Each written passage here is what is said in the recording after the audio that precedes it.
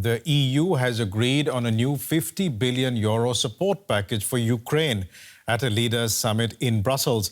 European Council President Charles Michel said the deal would ensure, quote, long-term predictable funding for Ukraine.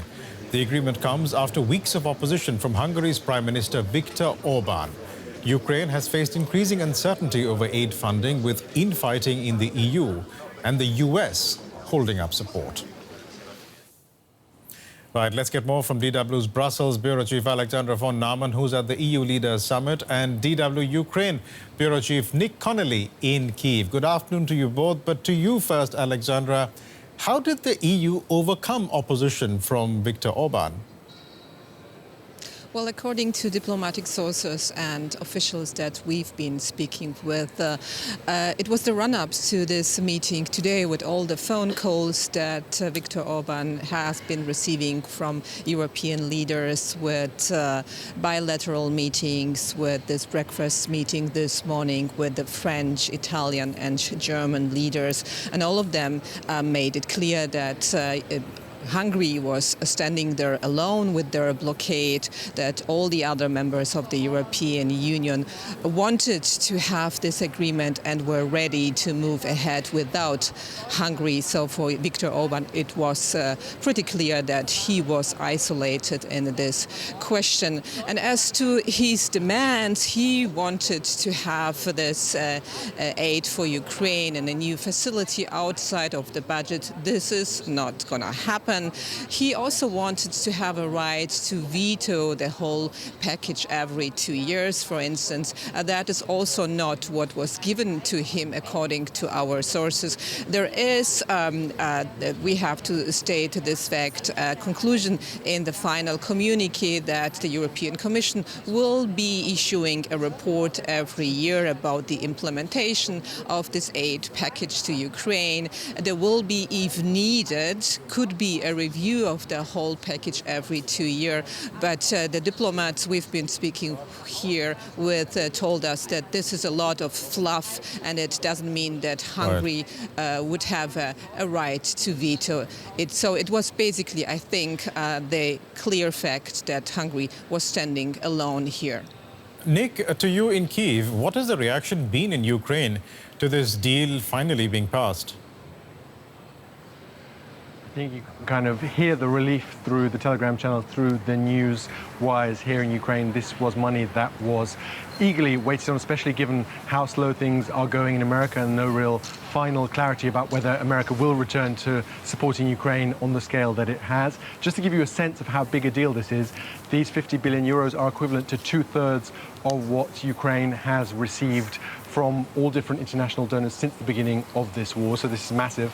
I think it's also important to stress that whereas at the beginning of the war you had lots of small transfers where if one was delayed it wouldn't make such a big difference, now that things have become more professionalized and it's all a bit less chaotic, they have bigger tranches of money, and when those get held up, it's really a problem. Right now, Ukraine is sending all the tax revenues it collects to the army. It's estimated it spends over 130 million euros a day on the army, on the military, a day. And all the money to pay pensions, to pay wages, to keep the country running, that is all coming from outside. So this is really a huge deal and is basically more than the 40 billion euros that Ukraine needs just this year. Obviously, this is money that's coming over 4 years, but it makes a big, big difference.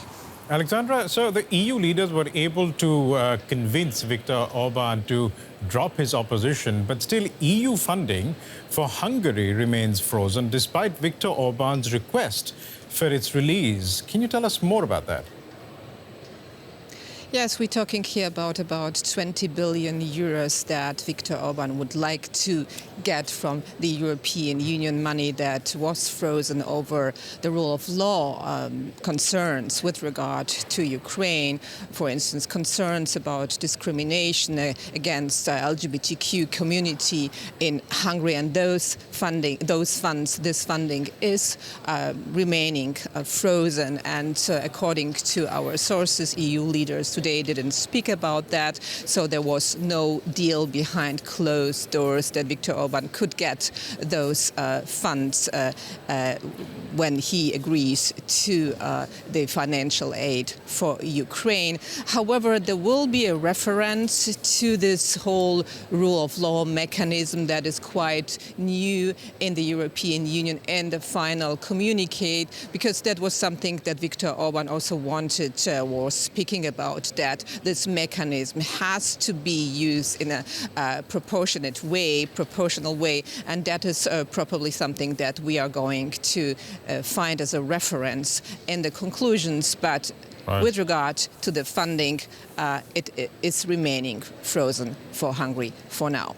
Nick, in Kyiv, you called this a big deal earlier, and it's coming at a time when Ukraine has had few successes on the front line. What will it mean for the country? Biresh, if you just look at the news here, at what people are talking about, it is all pretty grim. We have the power struggle seemingly between President Zelensky and his top general, Valery Zaluzhny. You have the gridlock in the United States. And there is a real growing sense here in Ukraine that after a slow start where the US and also the UK to a lesser extent were very fast in sending Ukraine weapons and money at the beginning of this war, that now finally the EU is realizing what needs to be done, is getting kind of a handle on things and upping the numbers. We've had calls from Olaf Scholz in Berlin warning other European countries to not think that they've done enough, that they need to keep on cranking up their production of weapons and also provide more in the way of money. So there's a real sense that the EU now increasingly thinking about Ukraine as a future member has realized that this is a war on its doorstep in its neighborhood and one that it needs to do more for. DW's Ukraine Bureau Chief Nick Connolly in Kyiv and DW's Brussels Bureau Chief Alexandra von Naumann reporting from Brussels. Thank you so much to you both. Thank you.